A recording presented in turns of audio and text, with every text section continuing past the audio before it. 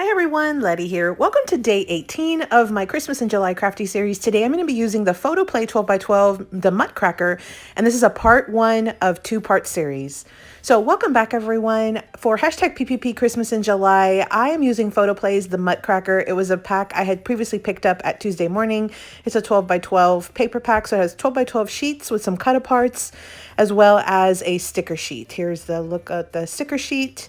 So it's 12x12, tons of stickers, really cute. It has cats and dogs, super, super cute holiday paper. So I'm going to try to smash this in 2 videos. I saved 1 sheet of the cut-aparts that had the days for an advent calendar. I also have 2 different projects I'm going to do. I'll do 1 project in today's video, and then I have a second project, which is the 6x6 gift card holder cards. This I'll do in a second video. So I've got 5 different 6x6 cards that I'll do in my second video. And then for today's video, we're going to be doing 6x6 pop-up gift card holders. And so I've got 4 different pop-up gift card holders that I'll be having today. We'll do one on camera together, and then I'll show all 4 of them at the very end for a full recap. So again, this one's going to be a 2-parter. I'll have part 1 today, and then in a couple of days, I'll come back with the part 2. We'll be smashing this Muttcracker kit. I do have a few scraps left over after cutting up all of these pieces. And then I also have some cut-aparts and some additional scraps and some additional larger cut-aparts as well. So this is going to be hashtag PPP Christmas in July. It's a double smash video where I'm smashing a 12x12 pack into 2 parts. The first one is a 6x6 pop-up gift card holder.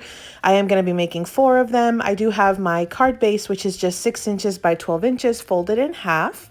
And then I also have the little panels, which these are the dimensions. I'll go over this in just a bit too, but there's 2 different sizes. And then the fold, and I've got 4 different patterns of sets ready to go. So I've got a little pocket, a little scalloped rectangle that I'll use from my stash for a pocket. And then I have some additional items I'll put on the front to decorate the card. And then I've got some paper mats as well. And you need 2 sizes of this. So I've got 2 different sizes. And I, again, have the dimensions listed there, but we'll go over that again in more detail in just a minute.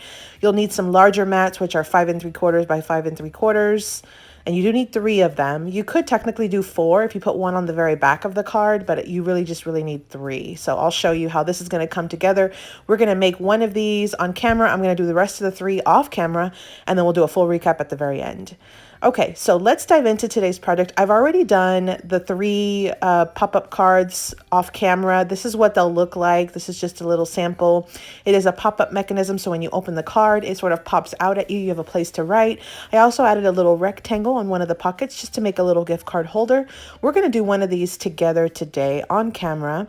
So here's what I have. I have a little die cut tag. I have a cut apart and a layering mat. These are 3x4 cut aparts. I do have a little additional mat that I'll use of silver cardstock from my stash. And then I have the little pocket. This is just a little rectangle. It's about maybe 1.5 by maybe 3.5 maybe. And then I have 2 little scraps. One's a 3x4 cut apart, just sort of cut up piece of paper. And then one's just a die cut rectangle that's just to add some additional layer behind. And then I've got my paper mats. And so you'll need 2 of the smaller ones, which are 2 5/8 by 3 3/4. And you'll need 2 of the larger mats, which are 2 3/4 by 3 3/4. So those are the sizes you'll need. I can list all those sizes down below. You're also going to need 3 of the larger mats, 5 3/4 squared. And then, of course, our large card, which is 6 by 12, folded in half. And then the pop-up mechanism is 2 inches by 11 3/4. And we have our cardstock mats. And here are the 2 dimensions as well that you'll need. 2 3/4 by 4. And then the larger one is 2 7/8 by 4. So we'll have all the dimensions listed down below for you. Just in case. And then all of these foundation pieces do come from 1 piece of cardstock. I have a tutorial video that I'll link down below where I show how to cut all of this and how to prep all of this to make it a little bit easier. Today's project is going to go a little bit quicker. I already have the foundation prepped. We're just going to finish decorating. So again, I will have a step-by-step tutorial linked down below if you'd like to check that out to kind of get the kind of basics on how to cut down your paper from the very beginning, especially that foundation piece. But otherwise, I'm going to just zoom through this just to show you some basic inspiration on some projects you could do with paper collections like this and how many of each type of project you could get if you were cutting down 1 12x12 pack. So I've already glued down my larger mats. Now I'm just going and decorating the front of my cover. So I added in that piece of white die cut scalloped rectangle just to kind of anchor behind some very busy patterns. And so I thought that it needed a little bit of like white space to break up those busy patterns. I also layered up this one card cut apart. And you see here, I have this hole because I die cut out my scalloped circle. So I'm just adding some scraps just to fill in the void right there. So that way it evens out and makes it flush whenever I glue it back down to the front cover. So you won't feel that there's a big hole there. So again, I have that little white space. I'll decorate that with some stickers in just a bit. I just wanted to break it up. Now for the inside, I am going to be using some wet glue for this piece. I have the little pop-up mechanism. And again, this was just like 11¾ by 2 inches. So you want to have it glued down like a W. So let me show you again. You're going to add glue to one of the sections, but you want it to look like a W.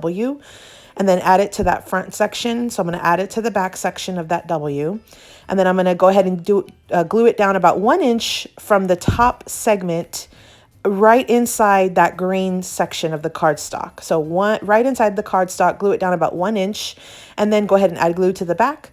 Press the card closed, and that's the best way I know of being able to make sure that it's very even. So you should have it about 1 inch from the other side as well, right on the inside of that cardstock.